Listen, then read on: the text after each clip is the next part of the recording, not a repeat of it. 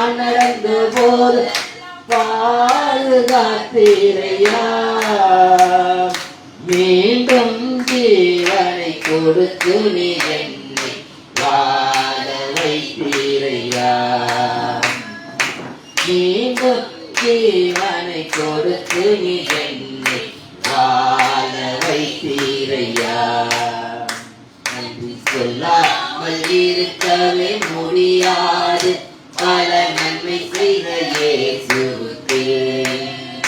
நன்றி நன்றி என்று நான் சொல்லி நான் துதிப்பேன், நாள்தோறும் போற்றுவேன், நாள்தோறும் போற்றுவேன். தேவன் அருளிய சொல்லி முடியாத ஈவுகளுக்காய் ஸ்தோத்திரம். தேவன் அருளிய சொல்லி முடியாத ஈவுகளுக்காய் ஸ்தோத்திரம். அளவில்லாதவரின் கிருபைகளுக்காய் ஆயுள் முழுதும் ஸ்தோத்திரம். அளவில்லாதவரின் கிருபைகளுக்காய் ஆயுள் முழுதும் ஸ்தோத்திரம். நன்றி சொல்லாமல் இருக்கவே முடியாது பல நன்மை செய்த இயேசுவுக்கு. நன்றி நன்றி என்று நான் சொல்லி நான் துதிப்பேன், ஆண்டவரை போற்றுவேன், நாள்தோறும் போற்றுவேன். அல்லேலூயா. நன்றி சொல்லாமல் இருக்கவே முடியாது. பல நன்மை செய்த தேவன், பல நன்மைகள் செய்த. ஒரே நேரத்தில் பாருங்க, வெயில் அபரமா நடிச்சது. இது என்ன பார்த்தா அந்தவரே இவ்வளவு புழுக்கமா இருக்குதுன்னு நினைச்சா திடீர்னு என்ன செய்யறாரு, ஒரு மேகத்தை கட்டளையிடும், ஒரு மேகத்தை கட்டளையிடும். இந்த மேகம் போன திருப்பி வெயில் வருது, திருப்பி இந்த வெயில் போன திருப்பி ஒரு தென்றல் காற்று வருது. அந்த மேகத்தை கட்டளையிட்டு இதமான ஒரு காற்றை கட்டளை. இதெல்லாம் யாரால் செய்ய முடியும்? உம்மால் தானே, உம்மால் தானே ஐயா. இதுக்கு நம்ம வேற நன்றி சொல்லணும். மே மாத மார்ச் தொடக்கத்திலே வெயில் தொடங்கிடுச்சு. மார்ச் தொடக்கத்திலே வெயில் அபாரம் ஆயிடுச்சு. இப்படியே வெயில் முடிஞ்சு இப்படியே தான் வெயில் அடிக்குமான்னு சொல்லி நினச்சிக்கிட்டு இருக்க நேரத்தில் மே மாதத்தில் பார்த்தீங்கன்னா ஏப்ரல் கடந்து பண்ணிச்சு. இப்படியே மழை வராமல் போயிருமோ என்னமோ சொல்லி கூட நினச்சி பார்த்துட்டு இருக்க நேரத்தில் தேவன் நமக்கு போதிய மலைகளை கொடுத்தார். அந்த உபரி நீர் வெள்ளமா போனிச்சு என்று எழுதப்படுகிறது, வெள்ளமா போனிச்சு என்று எழுதப்படுகிறது. இந்த காட்டாற்று வெள்ளத்தை இதுவரைக்கும் எவ்வளவு பேர் இறந்தார்கள் என்று சொல்லி எழுதப்படுகிறது. வெயிலுக்கு தமிழ்நாட்டில் 14 பேர் இறந்துருக்காங்கன்னு சொல்லி அறிக்கை சொல்றாங்க. இங்க வந்து குளிர்ச்சியா இருக்குது. ராஜஸ்தான் டெல்லியில பார்த்தீங்கன்னா அவ்வளோ அபரமாக 120 டிகிரி வெயில் அடிக்குதுன்னு சொல்லி எழுதுறாங்க. இங்க இருக்க 102 டிகிரி 103 டிகிரியை நம்மளால தாங்க முடியல, அசு ருசு இருக்கும். ஆனால் 110 அவன் தாங்கலான்னு சொன்னான். அதை எப்படி செய்ய அவர் எப்படி செய்யறார்? அரசாங்கம், இந்த டெல்லி அரசாங்கம் கார்பரேஷன் வந்து என்ன சார் தண்ணியை பிடிச்சி வந்து வீதி பூரா இறைக்கிறோம். நம்மள மாதிரி இருக்க சின்ன பிள்ளைங்க தவிக்கிற பிள்ளைங்க அதுக்கு அரிப்பினாலே அந்த டீப்பை நடத்திட்டு போகிறது. அவ்வளோ டீப்பை பிடிச்சிக்கிட்டே போடுது. காகம் கழுகு புறா எல்லாம் தவிக்கிறது தண்ணி இல்லாம. நமக்கு தேவன் ஒரு பக்கம் வறட்சியை கொடுத்தாலும் ஒரு பக்கம் சிலுவையை கொடுத்துருக்கிறாரு. எப்பேற்பட்ட தேவனுக்கு நம்ம என்ன நன்றி சொல்றோம்? எப்பேற்பட்ட நன்றி சொல்றோம்? வேதத்தில் எல்லா இடமே எழுதப்படும். அவருடைய அற்புதங்கள் பெற்றோர்கள் எல்லாமே வீட்டுக்கு சென்றார்கள் எழுதப்படவில்லை. நான் லேகியோனுக்கு அவங்க செய்கிறார். கர்த்தர் உனக்கு செய்ததை உன் வீட்டாரிடம் போய் சொல்லி என்று எழுதப்படுகிறது. வீட்டுக்கு போய் மேல சொல்லு. ஆனா நீ எல்லா இடங்களையும் படிச்சுட்டு வரப்போ கண்ணு கொடுத்தாலும் சரி, கண்ணு பார்வையாடினாலும் சரி, ஆடையை கட்டாலும் சரி, மரணத்திலிருந்து எழுப்பிவிட்டாலும் சரி, அவர்கள் எல்லாருமே தேவனை துதித்தார்கள் என்று எழுதப்படும். தேவனை துதித்தார்கள் என்று சொல்லி நமக்கு தேவன் எவ்வளோ நன்மைகளை செய்திருக்கிறார். உழைப்பதற்கு பலன் கொடுத்திருக்கிறார், வருமானம் ஈட்டக்கூடிய பலன் கொடுத்திருக்கிறார், போதிய நல்ல உடல் சுகம் ஜீவன் பலன் கொடுத்திருக்கிறார். அப்பேற்பட்ட தேவனுக்கு என்ன நம்ம செய்யணும்? என்ன நேரத்தை நம்ம கொடுக்குற காசை அவர் மயங்கிற போறாரா? நம்ம பாடுற பாட்டுல அவர் மயங்கிற போறாரா? நம்ம சொல்லக்கூடிய துதியில் அவர் மயங்கிற போறாரா? ஆனால் அவர் நம்மகிட்ட எதிர்பார்ப்பது உள்ளார்ந்த இருதயத்தோடு, முழு பலத்தோடு, முழு ஆன்மாவோட எதுவுமே எனக்கு வேணாம், நீ மட்டும் எனக்கு போதும் என்று சொல்லி, நீ மட்டும் எனக்கு போதும் என்று சொல்லி நாம் நன்றி சொல்கின்ற பொழுது அவர் நம் அருகிலே வந்து நிற்கிறார் என்று, அவர் நம் அருகிலே வந்து நிற்கிறார் என்று தான் இந்த பாட்டில் அழகா எழுதி வைத்திருக்கிறார்கள். எத்தனையோ நன்மைகளை என் வாழ்வில் செய்கிறேன், ஏராளமாய் நன்றி சொல்வேன், அத்தனையை நினைத்து நினைத்து நான் துதிப்பேன். ஆண்டவரை நான் நன்றி சொல்ல வேண்டும் என்று சொன்னால் முதலாவது எனக்கு ஒரு ஜீவன் கொடுத்ததற்காக நான் நன்றி சொல்லுவேன். நல்ல ஜீவன் கொடுத்ததற்காக நான் நன்றி சொல்ல வேண்டும். நல்ல உடல் சுகம் கொடுத்ததற்காக நன்றி சொல்ல வேண்டும். எவ்வளோ பேர் மருத்துவமனைகளிலும் வீடுகளிலும் திருவோரங்களில் இருந்தாலும் ஆண்டவரை ஒரு மனிதனாய் நினைத்து எனக்கு ஜீவனை கொடுத்து வைத்திருக்கிறார். இந்த ஜீவன் கொடுத்த இந்த ஜீவனுக்காக நான் நன்றி சொல்ல வேண்டும். திரும்ப ஒப்பு கொடுப்போம். ஆண்டவரை எத்தனையோ நன்மைகளை என் வாழ்வில், எத்தனையோ நன்மைகளை என் வாழ்வில் செய்தாரே, ஏராளமாய் நன்றி சொல்வேன். அத்தனையும் நினைத்து நினைத்து நான் துதிப்பேன். ஆண்டவரை போற்றுவேன். எத்தனையோ நன்மைகளை என் வாழ்வில் செய்தார், ஏராளமாய் நன்றி சொல்வேன். எத்தனையோ நன்மைகளை என் வாழ்வில் செய்தார், ஏராளமாய் நன்றி சொல்வேன். அத்தனையும் நினைத்து நினைத்து நான் துதிப்பேன். ஆண்டவரை போற்றுவேன், ஆண்டவரை போற்றுவேன். நன்றி சொல்லாமல் இருக்கவே முடியாது, பல நன்மை செய்த இயேசுவுக்கு நன்றி நன்றி நன்றி என்று சொல்லி நான் துதிப்பேன். நாள்தோறும் போற்றுவேன், நாள்தோறும் போற்றுவேன். இந்த கருப்பு பாடத்துக்கு 301வது பாடல். எந்த அன்புள்ள ஆண்டவர் இயேசுவை நான் உந்தன் நாமத்தை போற்றிடுவேன். உம்மை போல் ஒரு தேவனை பூமியில் அறிந்து உயிர் தந்த தெய்வம் நீரே. உம்மை போல் ஒரு தேவனை பூமியில் அறிந்து உயிர் தந்த தெய்வம் நீரே. ஆனந்தம் ஆனந்தமே அல்லும் பகலிலும் பாடிடுவே.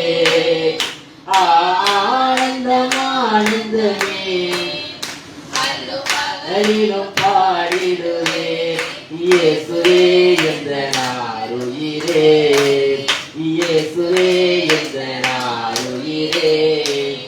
பெற்ற தாயும் தந்தையுமானவரே, மற்றும் எல்லாம் எனக்கு நீரே. பெற்ற தாயும் என் தந்தையும் ஆனவரே, மற்றும் எல்லாம் எனக்கு நீரே. வானம் பூமியும் யாவுமே மாறிடும், நீருவாக்கு மாறாதவரே. வானம் பூமியும் யாவுமே மாறிடும், நீருவாக்கு மாறாதவரே. ஆனந்தம் ஆனந்தமே அல்லும் பகலிலும் பாடிடுவேன். ஆனந்தம் ஆனந்தமே அல்லும் பகலிலும் பாடிடுவேன். இயேசுவே என்ற நாருயிரே, இயேசுவே என்ற நாருயிரே. உயர் அடைக்கலத்தில் என்னை வைத்தவரே, உந்தன் நாமத்தை நம்பிடுவேன். உயர் அடைக்கலத்தில் என்னை வைத்தவரே, உந்தன் நாமத்தை நம்பிடுவேன். உம்மை அல்லாத பூமி யாரையும் நம்பி உயிருள்ள தெய்வம் நீரே. உம்மை அல்லாத பூமி யாரையும் நம்பிடே உயிருள்ள தெய்வம் நீரே. ஆனந்தம் ஆனந்தமே அல்லும் பகலிலும் பாடிடுவே. ஆனந்தம் ஆனந்தமே பகலிலும் பாடிடுவே. இயேசுவே இந்த நாருயிரே, இயேசுவே இந்த நாருயிரே. எந்த சிறு சிகரே உம்மை நினைத்திடவே தந்த வாலிப நாட்களிலே. எந்த சிறு சிகரே உம்மை நினைத்திடவே தந்த வாலிப நாட்களிலே. இந்த மாய உலகத்தை வெறுத்திட அழித்து பரிசுத்த ஜீவியமே. இந்த மாய உலகத்தை வெறுத்திட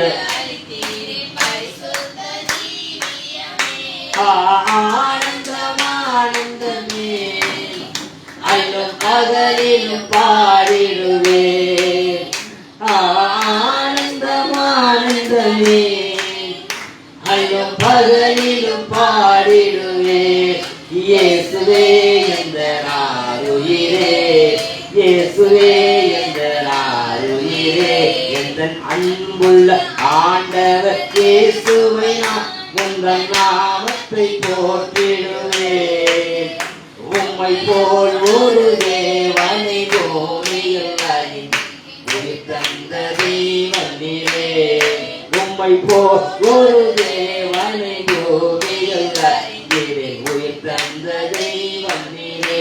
பொன்வெள்ளியும் பெரும் பேருகளும் பல ஆசியும் வீரல்லவோ. வெள்ளியும் பெரும் பேருகளும் பல ஆசியும் வீரல்லவோ. பரலோகத்தின் செல்வமே என்னருள் இயேசு போதும் எனக்கு நீரே. பரலோகத்தின் செல்வமே என்னருள் இயேசு போதும் எனக்கு நீரே. ஆனந்தமே அல்லும் பகலிலும் பாடிடுவேன். ஆனந்தமே அல்லும் பகலிலும் பாடிடுவேன். இயேசுவே என்ற நாருயிரே, இயேசுவே என்ற நாருயிரே. ஹல்லேலூயா. அவரே ஆருயிராயிருக்கிறார், அவரே ஆருயிராயிருக்கிறார். பொன் வெள்ளியுமோ பேர்ப்புகளோ பணாசியும் வீணல்லவும். பரலோகத்தின் செல்வமே என்னருள் இயேசுவே போதும் எனக்கு. இதுதான் கிறிஸ்துவை ஏற்றுக்கொண்ட சீடத்துவ வாழ்க்கையிலும் சரி, விசுவாச வாழ்க்கையிலும் வாழக்கூடியவர்களுக்கும் தேவன் கொடுத்திருக்கிற கட்டளை. தாவீதுடைய நாட்களிலே எழுதப்படுகிறது, பொன் ஒரு பொருட்டாய் எண்ணப்படுகிறது, வெள்ளி ஒரு பொருட்டாய் எண்ணப்படுது. அவ்வளோ சேர்த்து வச்சார் இதற்காக தனக்கு பின்னால தேவனுடைய ஆலயத்தை கட்ட வேண்டும். ஆனா இன்னைக்கு இந்த பொண்ணுக்கு தான் இன்னைக்கு அவ்வளோ மதிப்பு, அந்த பொண்ணுக்கு தான் அவ்வளோ மதிப்பு. ஆனால் இதையெல்லாம் பார்த்து விட்டுதான் புதிய ஏற்பாட்டில் அவர் சொல்லுகிறார், விட்டவன் எவனும். அதை யார் இருக்க போறாங்கன்னு தெரியும், யார் இருக்க போறாங்கன்னு தெரியல, எவ்வளவு பரிசுத்தவான்கள் இருக்க போறாங்க, எவ்வளவு விசுவாச குடும்பங்கள் இருக்க போறேன்னு தெரியல. எல்லாத்தையும் விட்டுட்டு நீரே எனக்கு போதும் என்று சொல்லி வருகிறவருக்கு அவர் ஆருயிராய் இருக்கிறார். அல்லேலூயா. அவர் ஆருயிராய் இருக்கிறார். என்னருள் இயேசுவே போதும், எனக்கு நீயே போதும். நீயே இன்னைக்கு யாருமே சொல்ல முடியல, இன்னைக்கு யாருமே சொல்ல முடியல, எனக்கு நீ போதும். ஆனா இயேசு வந்து ஊருக்கா மாதிரி ஒரு புள்ளியாத்தான் வச்சுக்கணும், நீ உலகத்தை தான் பெருசா வச்சுக்கணும். அதே உலகத்தையும் உலகத்தையும் சார்ந்த பொருட்களை உலகத்தினுடைய பேர் புகழ் அதுதான் பெருசா வச்சு சோத்திரமும் கனமும் வல்லமை உள்ள அவரை நம்ம வந்து என்ன செஞ்சுக்கிறோம், ஒரு புள்ளியா வச்சுக்கிறோம். எல்லாத்தையும் அவருக்கு செலுத்த வேண்டிய மகிமையெல்லாம் மனுஷனுக்கு செலுத்தி இங்க மனுஷனை வந்து என்ன தெய்வம் ஆகிடும். ஆனால் இந்த புதிய மாதத்திலே ஆண்டவரே பொண்ணு வெள்ளியை பார்த்திலும் நீரே எங்களுக்கு போதும் ஐயா, உங்கள் நீரே எங்களுக்கு போதும் என்று சொல்லி எழுந்து நின்று ஆண்டவரே உண்மை நினைப்பதற்கு, ஆண்டவரே பாடுவதற்கு, ஆண்டவரே இந்த வாலிப வயதில் எங்களை எல்லாம் நிலைநிறுத்தி வைத்திருக்கிறேன், உடைய பிள்ளைகளை நிலைநிறுத்தி வைத்திருக்கிறேன். ஆண்டவரே வலிவில்லாதபடி காக்கவும், உடைய மாசத்தை சன்னிதானத்திலே நிறுத்தவும், வல்லமுள்ளவராகி உண்மையே நோக்கி பார்க்க இந்த ஜீவன் தந்திருக்கிறீரே என்று சொல்லி திரும்ப ஒப்பு கொடுப்போம். உயரடை கரத்தில் என்னை வைத்தவரே உந்தன் நாமத்தை நம்பிடுவே. உயரடை கரத்தில் என்னை வைத்தவரே நாமத்தை நம்பிடுவே. உம்மை அல்லாது போதி யாரையும் நம்பி உயிருள்ள தெய்வம் நீரே. உம்மை அல்லாமல் போதியில் யாரையும் நம்பி உயிருள்ள தெய்வம் நீரே. ஆனந்தமே அல்லும் பகலிலும் பாடிடுவேன்.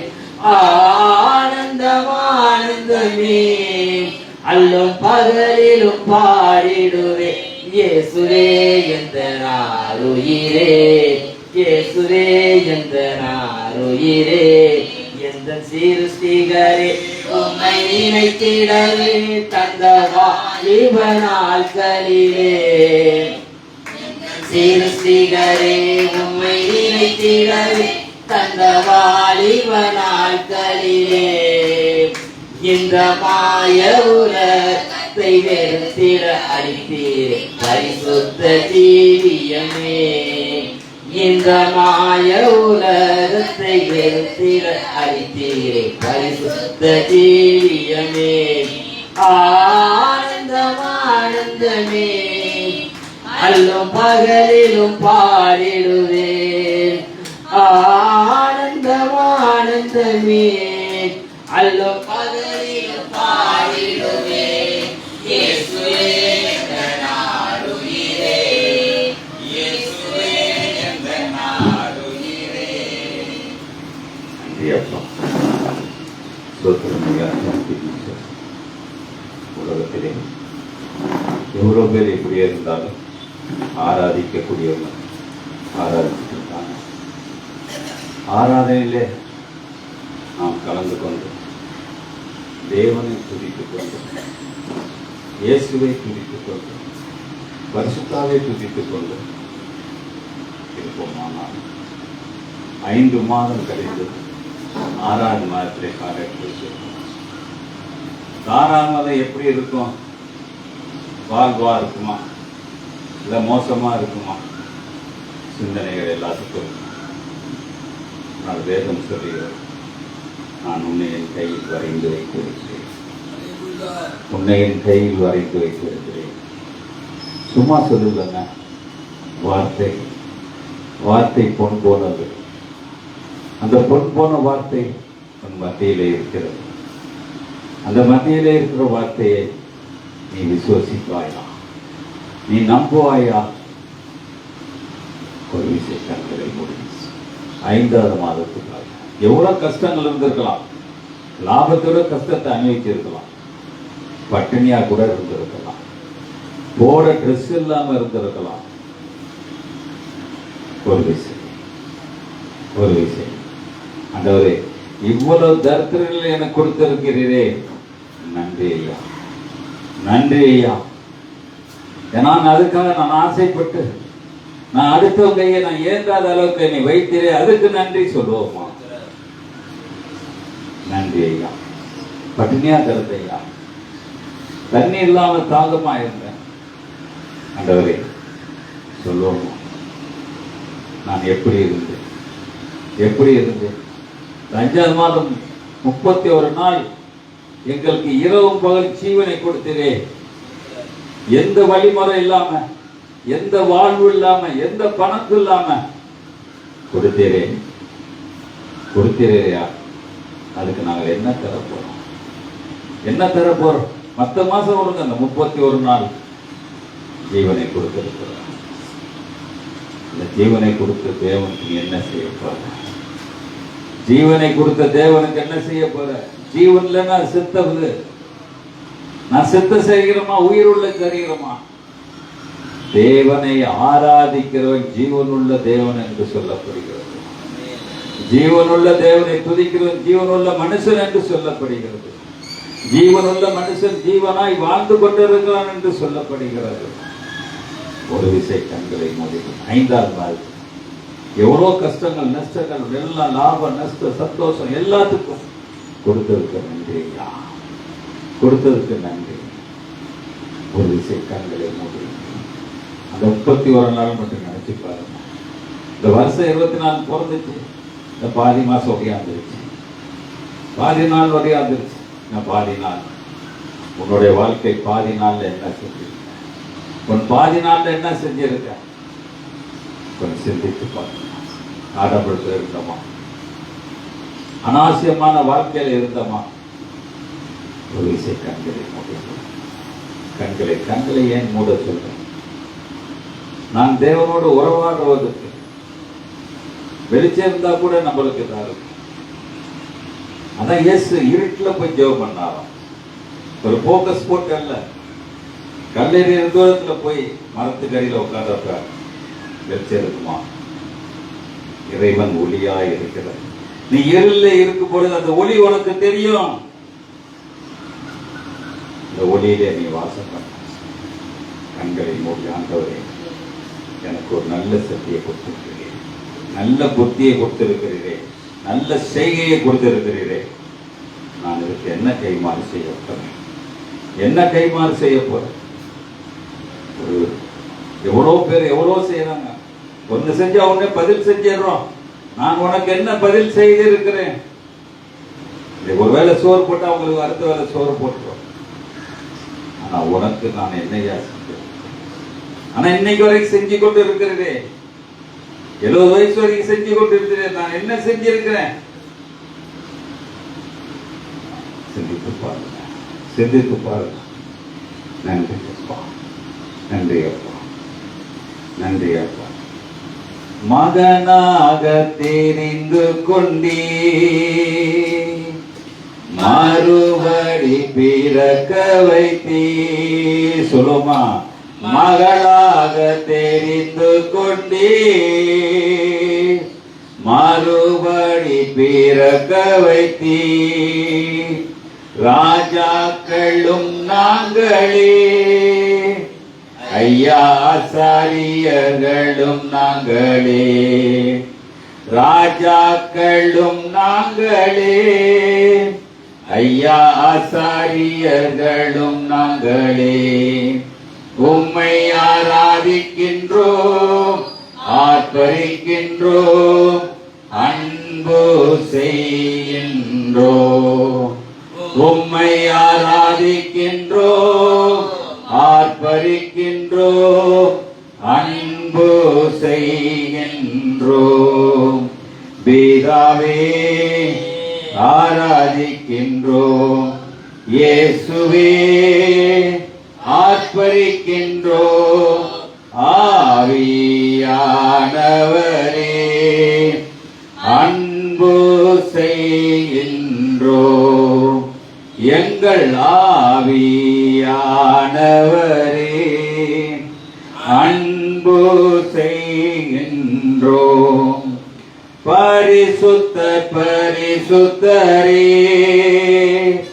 பரலோக ராஜாவே. அம்மையா, பரிசுத்த பரிசுத்தரே பரலோக ராஜாவே. எப்போதும் இருப்பவரே, ஐயா இனிமேலும் வருபவரே. எப்போதும் இருப்பவரே, ஐயா இனிமேலும் வருபவரே. உம்மை ஆராதிக்கின்றோம், ஆர்ப்பரிக்கின்றோம், அன்பு செய்கின்றோம். உம்மை ஆராதிக்கின்றோம், ஆர்ப்பரிக்கின்றோம், அன்பு செய்கின்றோம். நன்றி அப்பா, உம்மை ஆராதிக்கிறோம். பரலோக ராஜா, நான் நோக்கி பார்க்கிறோம் ஐயா. எங்களுடைய தேவைகள் உனக்கு தெரியும், என்னுடைய கஷ்டங்கள் உனக்கு தெரியும், என்னுடைய சந்தோஷம் உனக்கு தெரியும். நான் கேட்டு பெற்றுக் கொள்வதை விட நீயாய் கொடுத்தால் நான் ஏற்றுக்கொள்ளக்கூடிய தகுதி எங்களுக்கு தாரும், தகுதி எங்களுக்கு தாரும். நன்றி அப்பா, நன்றி அப்பா. இந்த 5வது மாதம் முடித்து 6வது மாதத்தில் காலெடுத்து வைத்திருக்கிறோம் ஐயா. வெற்றியோ தோல்வி அந்த மாதத்தை முடித்து தான் ஆக வேண்டும். தோல்வியை கண்டு பயப்படாதே, வெற்றியை கண்டு சந்தோஷப்படாதே. உன் வாழ்க்கை ஓட்டத்தை நிறுத்திவிடாமல் ஓடிக்கொண்டு இருந்து சொல்லியிருக்காங்க. அந்தவரே ஒரு விஷயம், எங்களுடைய ஓட்டத்தை விருதாய் போகாத அளவுக்கு உன்னையே நம்பி இருக்கிறது. நல்ல ஒரு சிலாக்கியத்தை தான், நல்ல ஒரு சிலாக்கியத்தை தான். அவருடைய வேத புத்தகத்தை எடுத்துக்கொள்வோம்.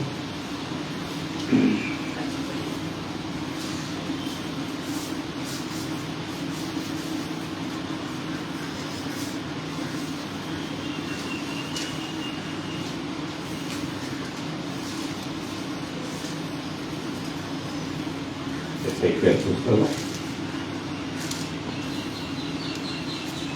6ஆம் அதிகாரம் 1 கர்த்தருடைய வார்த்தை எனக்கு உண்டாயிற்று, மனுபுத்திரனே, இஸ்ரவேலின் பர்வதங்களுக்கு நேராய் முகத்தை திருப்பி அவைகளுக்கு விரோதமாக தீர்க்க தரிசனம் உரைத்து என்னவென்றால், இஸ்ரவேலின் பர்வதங்களே,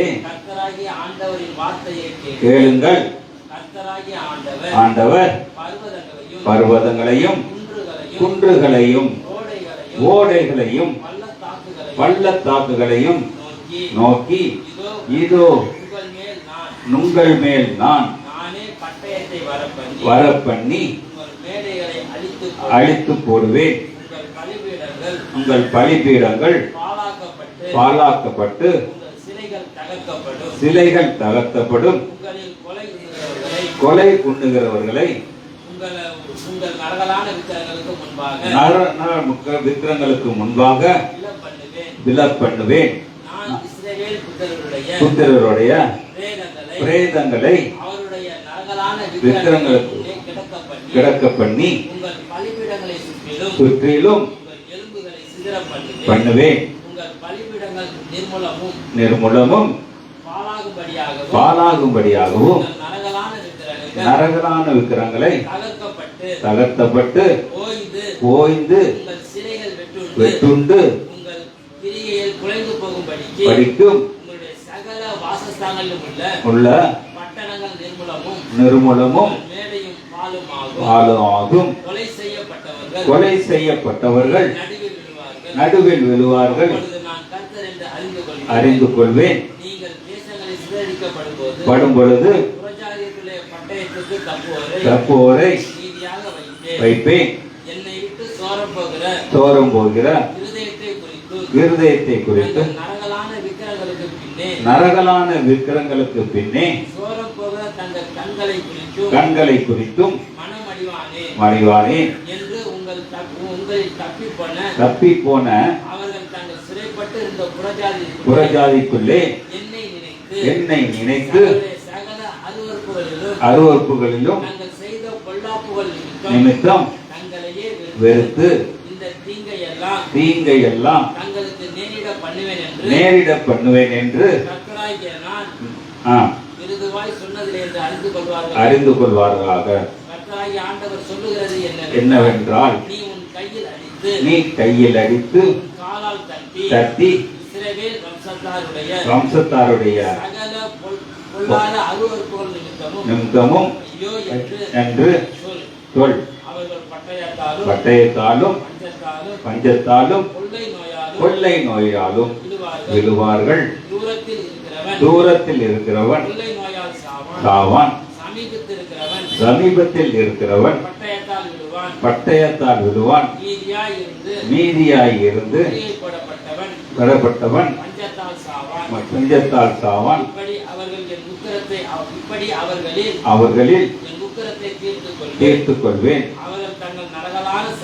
விக்கிரங்களையும் மதுர வாசனையான தூபத்தை காட்டின ஸ்தலமாகிய உயர்ந்த சகல மேடுகளிலும் பர்வதங்களுடைய சகல சிகரங்களிலும் பச்சையான சகல விருட்சத்தின் கீழும் தலைத்திருக்கிற சகல கல்வாலி மரத்தின் கீழும் அவருடைய நரகலான விக்கிரகங்கள் நடுவிலும் அவருடைய பலிபீடங்களை சுற்றிலும் அவர்களில் கொலையுண்டவர்கள் கிடக்கும் போது கர்த்தர் என்று அறிந்து கொள்வார்கள்.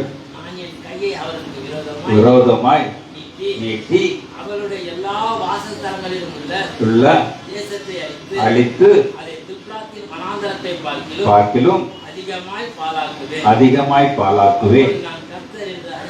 கர்த்தர் என்று அறிந்து கொள்வாராக.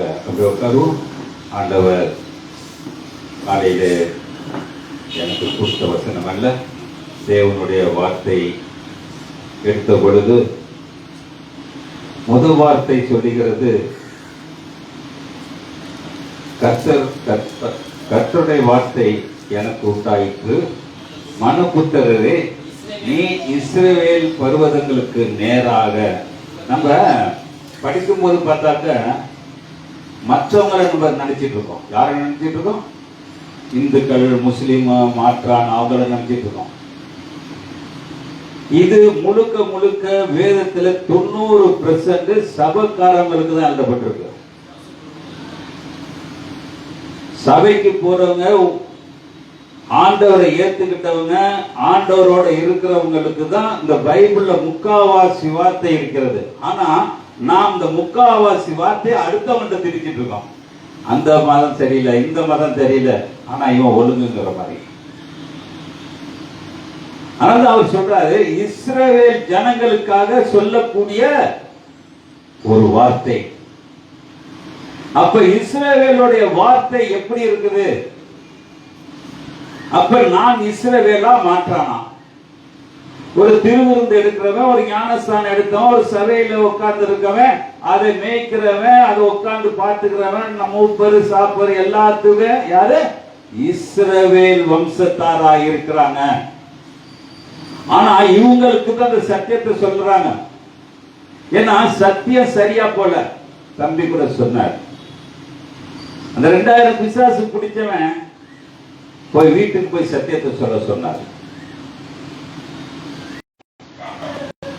இல்ல, ஒரு கிறிஸ்தவ குடும்பத்துல பாருங்க, நம்ம பேருக்கு நம்ம எழுதுறோம் ஆசீர்வதிக்கப்பட்டவர்களே உள்ள வாருங்களை. யார் எழுதுறா? வர்றவங்க எழுதுறோமா? நான் உள்ள இருக்கவன் ஆசீர்வதிக்கப்பட்டிருப்பேனா? ஒரு திட்டம் வீட்டுக்கு வாரான்னாக்க அவன் யார் வருவா உள்ள? அடுத்த திட்டம் தான் உள்ள வருவான். அதனால முழுக்க முழுக்க வேதத்திலே இயேசு கிறிஸ்து எழுதிய புதிய ஏற்பாடு சரி, பழைய ஏற்பாடு சரி, ஒரு ஆண்டவரை முழுமையாக ஏத்துக்கிட்டவங்களுக்கு தான் அந்த வேதம். மற்றவங்களை சொல்லிட்டு இருக்கோம். இதுல முக்காவாசி பாத்தீங்கன்னா சில வழிபாடை பத்தி பேசியிருக்காரு. என்ன பேசியிருக்காரு? சில வழிபாடை பத்தி பேசியிருக்காரு. மற்ற வந்து சில வந்து வச்சு கண்ணுக்கு முன்னாடி வச்சிருக்கான். ஆனா பெண்டிகாஸ்டுக்காரன் மறைபொருளாக வச்சிருக்கான். மறைபொருளாக வச்சிருக்கான். அதெல்லாம் சிலை இல்லைங்க, அதுதாங்க சிலை. உயிரற்றதும் உடலற்றதும் ஒன்றுக்கு பிரயோஜனம் இல்லாத எந்த பொருளுமே சிலை. ஒரு கார் இருக்கு, அதுக்கு உயிர் இருக்கா? ஒரு வீடு இருக்கு, இருக்கா? தம்பி சொன்னார், எல்லாத்தையும் விட்டவன்.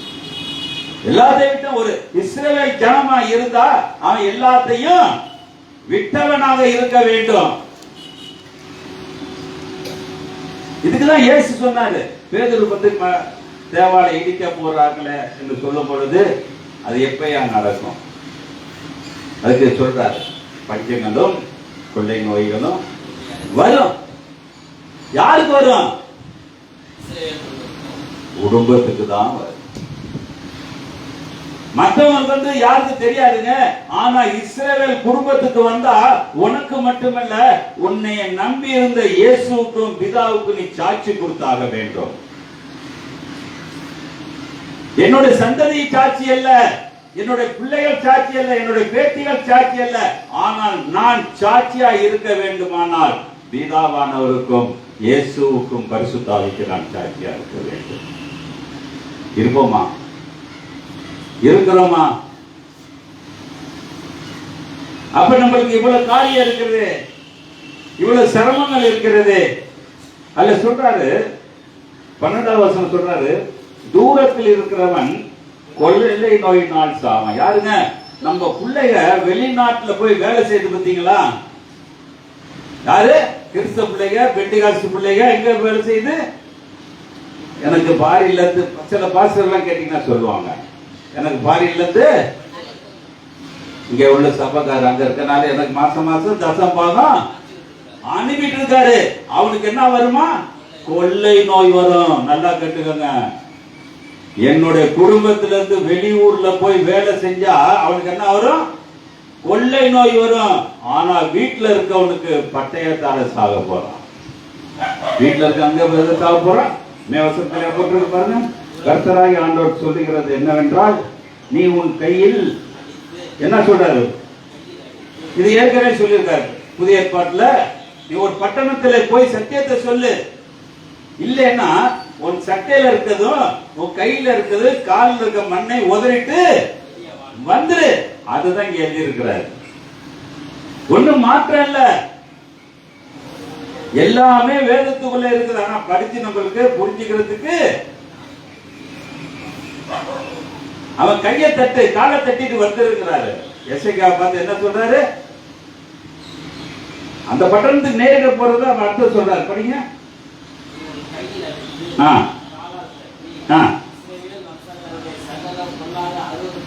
யாரு சொல்றாருங்க?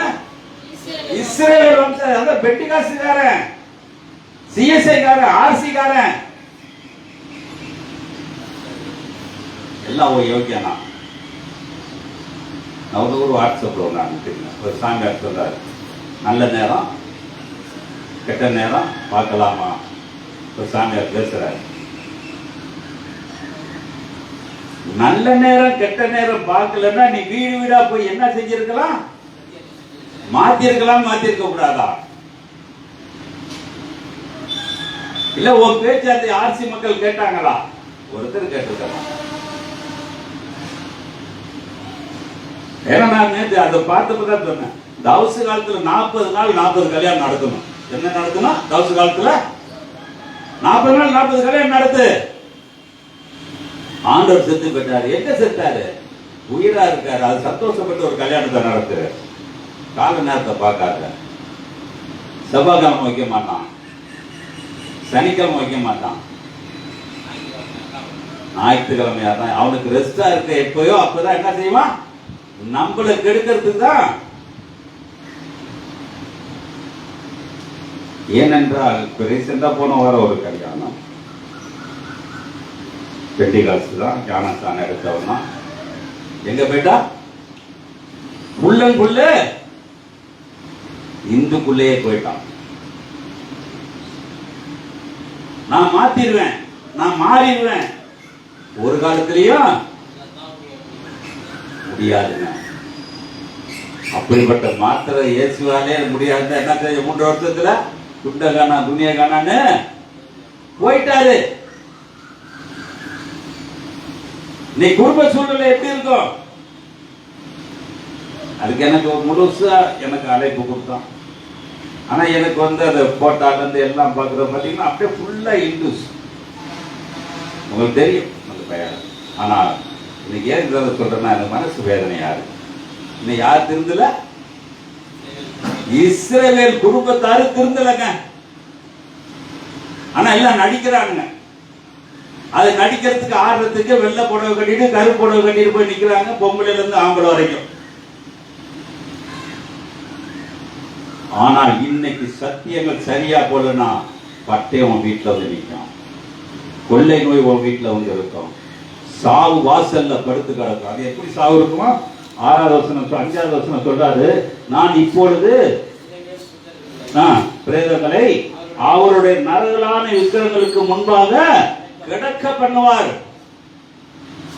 அவருடைய நரகலான விக்கிரகங்களுக்கு முன்னாடி இன்னைக்கு என்ன செய்யறாங்க? செத்தவனை கொண்டாந்து எங்க ஆர்சியில பார்த்தாலும் சிஎஸ்சியில பார்த்தாலும் எங்க வைக்கிறாங்க?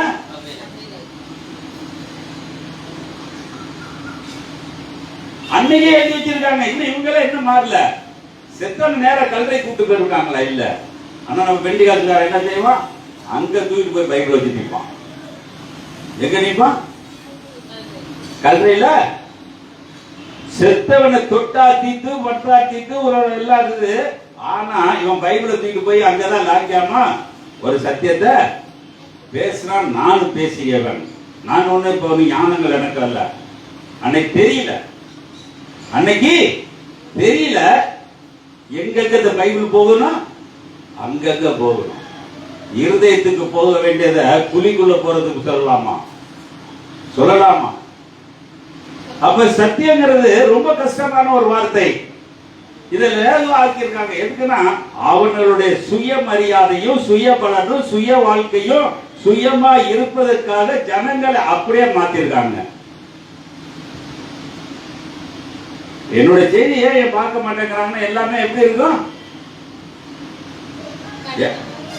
வெட்டொன்னு துண்டா இருக்கனால என்ன இருக்குது? பிடிக்காது. அதுக்கு அவங்களுக்கு பிடிக்கலங்கிறத நான் பேசாம இருக்க முடியாது. ஒரு நாள் தெரியும். எப்ப தெரியும்? ஒரு நாள் தெரியும்.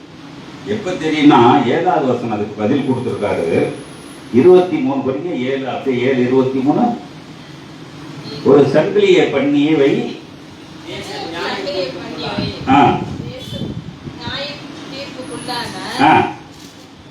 நகரம் கொடுமையால் நிறைந்திருக்கிறது.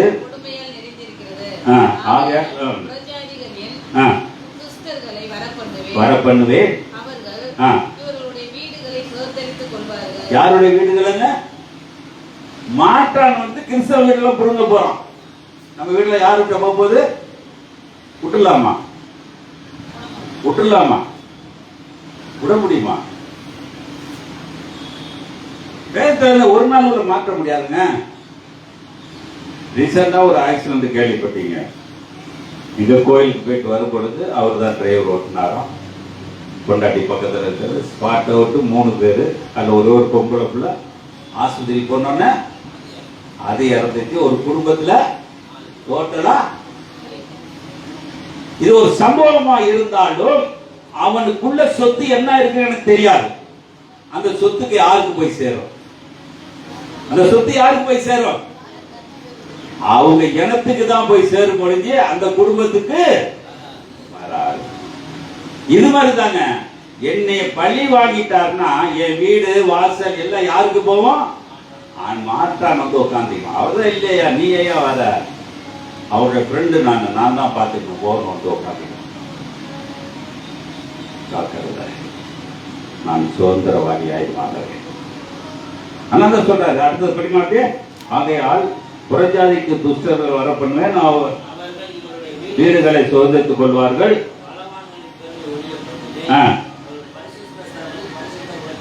என்ன செய்யறாங்களா? யாரு பரிசுத்தம் யாருக்கு தெரியும்? ஒரு இந்துக்கு தெரியுமா? முஸ்லிமுக்கு தெரியுமா? யாருக்கு தெரியும்?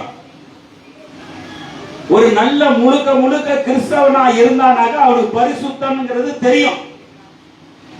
அவனுக்கு பரிசுத்தாவினா நல்லா தெரியும். அவன் பரிசுத்தாவில நிறைஞ்சிருப்பானா அவன் எப்படி நடக்கணும்னு அவனுக்கு நல்லாவே தெரியும். ஆனா சொல்றாரு படிமாறு சங்காரம் சங்காரம் வருகிறது. அப்பொழுது சமாதானத்தை தேடுவார்கள், ஆனால் அது கிடைக்காது. குடும்பத்தில் இருந்தாங்கல்ல இருக்கா? இல்ல வெட்டிகாசுக்கார வீட்டுல குடும்பத்தில் சமாதானம் இருக்கா? நான் லிஸ்டா சொல்லுவேன். எனக்கு சமாதானத்தை விட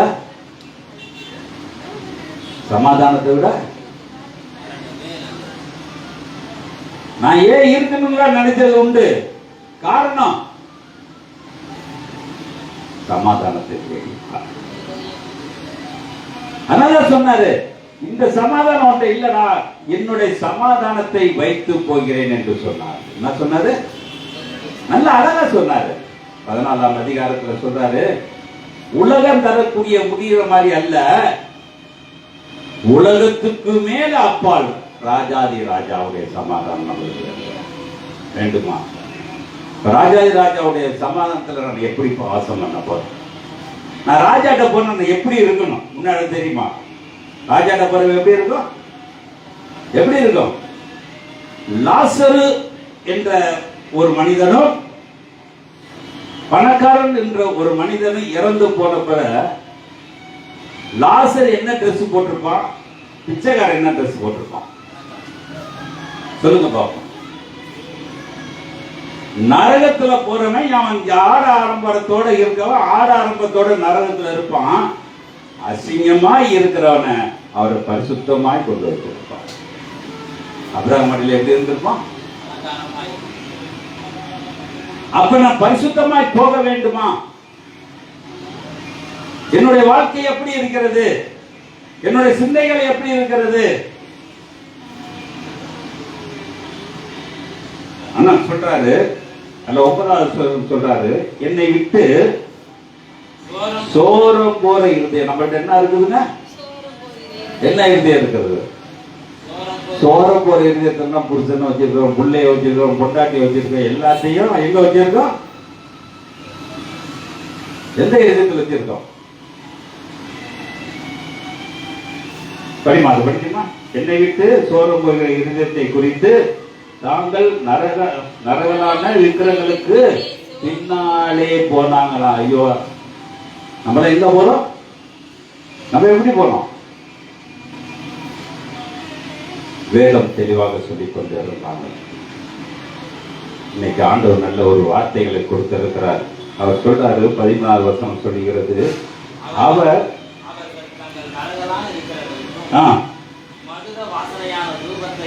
காட்டி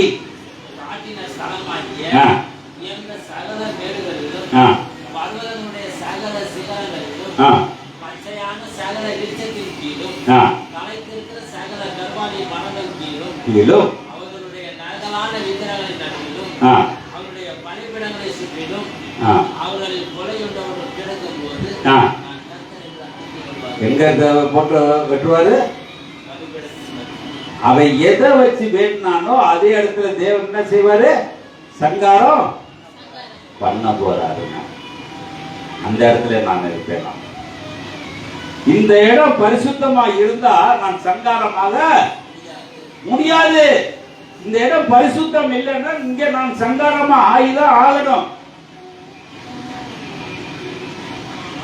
அப்பதான் அவர் சொல்றாரு, நீ எந்த இடத்துல நிக்கிறாயோ நிக்கிற இடத்துல நான் வருவேன் என்று சொன்னார். மோசையை கூப்பிட்டார், முள்செடி எரியுது, பயப்படாத, கிட்ட வா என்றார். இப்ப பரிசுத்தம் எங்க இருக்கு? என்னட்ட இருக்கா? என்னட்ட இருக்கா? அப்ப பரிசுத்தம் எப்படி போயிட்டு இருக்கு? அப்ப இந்த 1ஆம் தேதி 6வது மாசம் 1ஆம் தேதி நான் எவ்வளவு பரிசுத்தமா இருக்கிறேன்? நான் ஒரு இஸ்ரவேல் சொல்ல முடியுமா? இஸ்ரவேல் வம்சத்தார் யார் நம்பலாம்? சொல்லலாமா? இன்னைக்கு இஸ்ரவேல் வம்சத்தார் எப்படிப்பட்டது? ஆனால் வித்தியாசமான ஒரு வாழ்க்கை, வித்தியாசமான ஒரு வாழ்க்கை நம்மளுக்குள் நடந்து கொண்டு இருக்கிறது. அதை சொல்றாரு 8வது வசனம், நீங்கள் போது யார தப்புவங்க? ஆசீர்வாதத்தை எங்க கொடுக்கிறாரு? பட்டையை வெட்டும் போது யாரு தப்பிச்சு கொள்ளுகிறானோ அவன் தான் பரிசுத்தவான். ஒரு அலையில சொல்லுவோமா? இப்ப ஒரு ஆசிரியர்ல எல்லாருமே செத்து போயிட்டாங்க. டெல்லியில ஏதோ ஒரு ஆஸ்பத்திரியில பாத்தீங்கன்னா 13 14 எரிஞ்சு போச்சு. ஆனா இன்னைக்கு நம்மளுடைய சிந்தனைகள், நம்மளுடைய வாழ்க்கைகள் ஏதோ பொழுது விடிஞ்சா காசு சம்பாதிச்சு நம்ம போனோமா வந்தோமா எதுல போயிட்டு இருக்கோம்? ஒரு ரொட்டீனான ஒரு வாழ்க்கையிலே போய்கொண்டு இருக்கிறோம். ஆனால் தேவனை சரியாக தரிசிக்க முடியல. எப்ப தரிசிக்க போறோம்? எப்ப தரிசிக்க போறோம்? அவரை தரிசிக்கக்கூடிய முடிய காலம் எப்படி இருக்கிறது? வேதம் சொல்லுகிறது 7வது அதிகாரத்திலே கடைசி வசனம் சொல்லுகிறது, ராஜா துக்கித்துக் கொண்டிருப்பார், பிரபுக்கள் மூடிக்கொண்டிருக்கும், தளர்ந்து போகும், வழியின்படியே செய்து நியாயத்தின்படியே தீர்ப்பேன். அப்பொழுது நான் கர்த்தர் என்று என்னைக்கு தெரியுங்க? என்னைக்கு நான் என்னைக்கு அறிந்து அவரை விட்டு போகிறேனோ, விட்டு நான் போகிறேனோ, அப்பதான் என்ன இருக்குது? தேவன் நம்மளுக்கு நல்ல ஒரு சாக்கியத்தை தருவார். இன்னைக்கு நம்மளுடைய சிந்தனை, நம்மளுடைய வாழ்க்கைகள், நம்மளுடைய சிந்தனைகள், நம்மளுடைய வாழ்க்கை நம்மளோட இருக்க வேண்டும். நம்மளுடைய வாழ்க்கை எப்படி இருக்கணும்?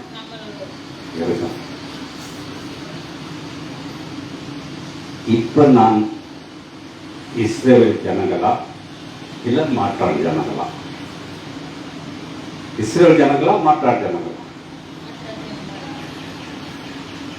ஆனா இன்னும் மாறல. மாறுறதுக்கு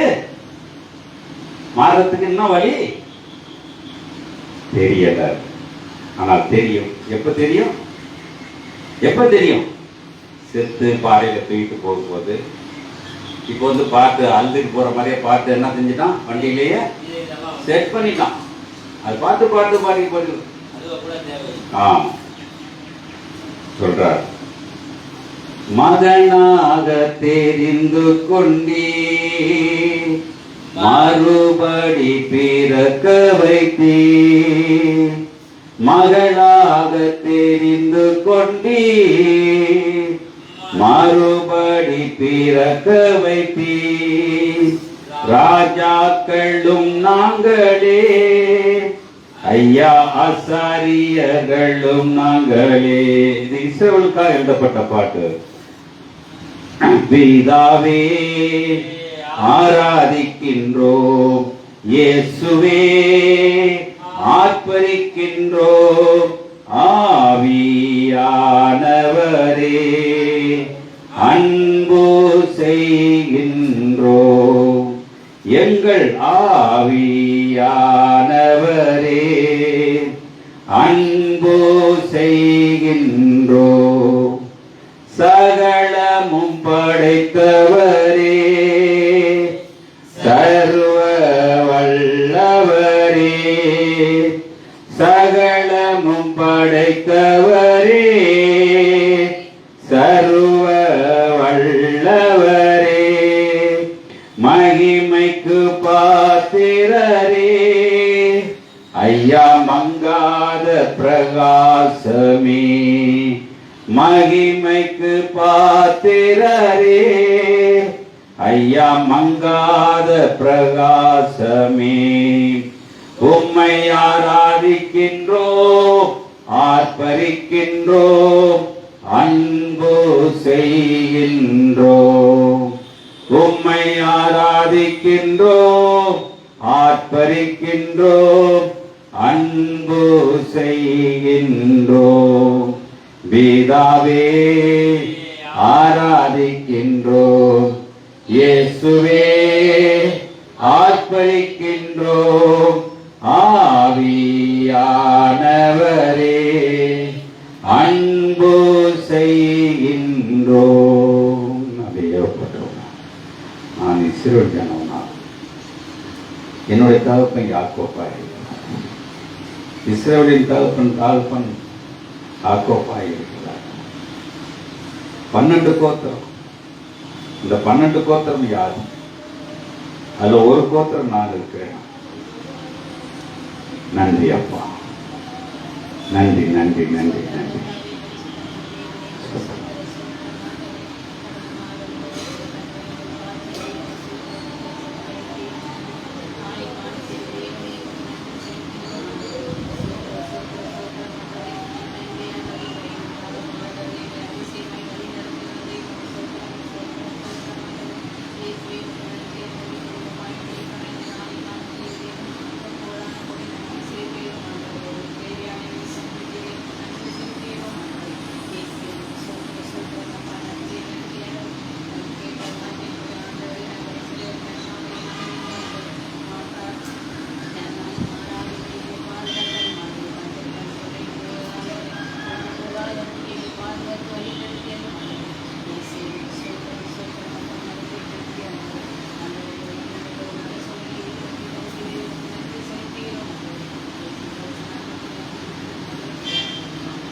என் ஆத்மாவே கர்த்தரை ஸ்தோத்திரி, என் முழுவதுமே பரிசுத்த நாமத்தை ஸ்தோத்திரி. என் ஆத்மாவே கர்த்தரை ஸ்தோத்திரி, கர்த்தர் செய்கிற சகல உபகாரங்களை மறவாதே. கர்த்தராகிய இயேசு கிறிஸ்துவினுடைய கிருபை, பிதாவாகிய தேவனுடைய அன்பு, பரிசுத்த ஆவியும் உங்களோடும் அனைவரோடும் இருப்பதாக. ஆமென். அல்லேலூயா, அல்லேலூயா, அல்லேலூயா. Praise the lord, praise the Lord.